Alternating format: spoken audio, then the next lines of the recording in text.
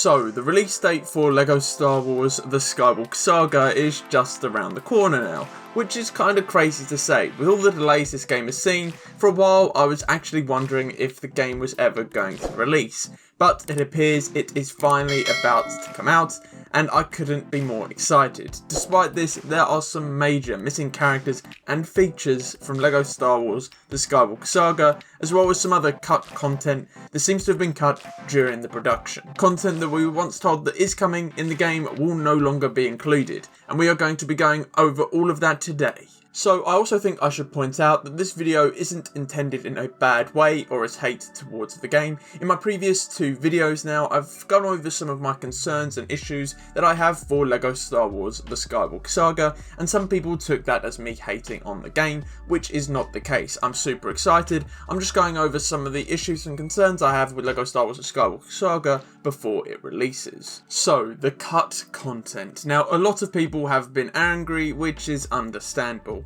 as these were once features that were promised to be in the game, and only now we are learning that in fact they are not included. Now, I don't necessarily think people would be as angry if these features weren't actually promised to be in the game. Now, obviously, development changes, progress changes, decisions change, but I still think features such as the features that we're going to go over should have been announced not to be in the game way earlier than right now.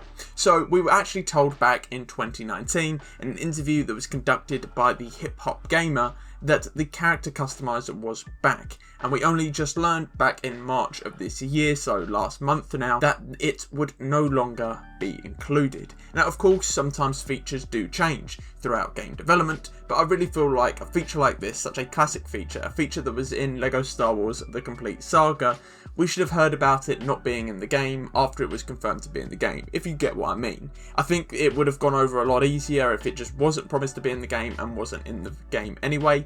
The fact that we were told and then it wasn't in the game all of a sudden, I think has just made it a little bit worse. Of course, we don't know when the decision was made to take it out, so maybe it was only made a month ago or 2 months ago, but I still think it's a shame that we're only really finding out about this now. So whatever your thoughts are on the character customizer, I really do think it would have been a worthy addition. Firstly, because of the amount of characters that are actually going to be in LEGO Star Wars The Skywalker Saga. I mean, there are over 422 playable characters with so many more background characters. Just imagine the customization abilities that we would have had at our fingertips. I think one of the greatest things about the character customizer was that you could create your own character, and with this many characters in the game, I really think the possibilities would have near enough been endless. Of course not endless, but you kind of get what I mean. There would have been so many different options. I think it would have been really great to see some of the different characters that people would come up with.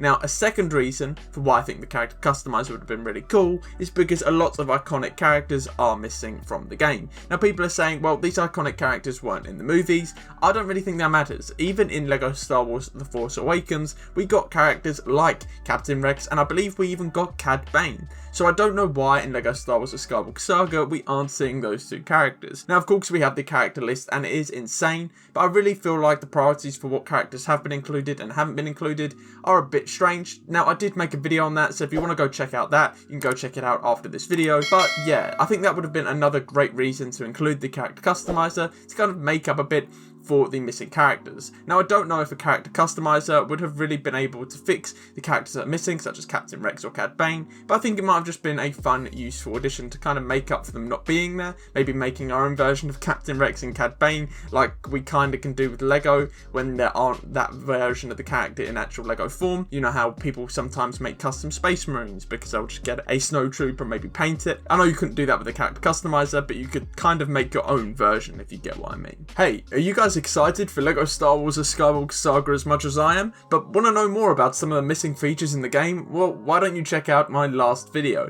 We went over some crazy things that are actually missing that you might not have known about. But yeah, thanks for watching guys, and I'll catch you all later. Bye bye.